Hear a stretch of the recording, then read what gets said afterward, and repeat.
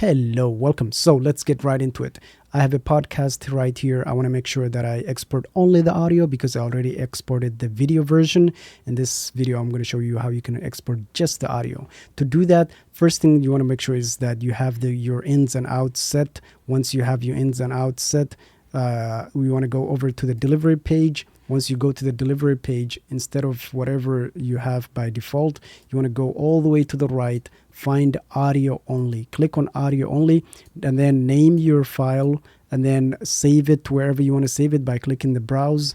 And then once you have that set, you want to make sure that you have the format that you prefer.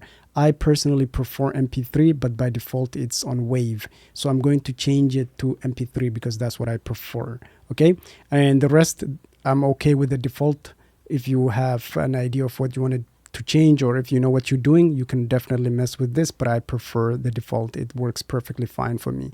So once you do that, you add to render queue, and at the end of your file, whatever you named it, and then .mp3, make sure it does say mp3 or it does say .wav or whatever format that you selected. Okay, once you do that, you just hit render all and you should be good to go. I hope this video helped you. If it did, please consider subscribing to the channel. Bye bye. See you all in the next one.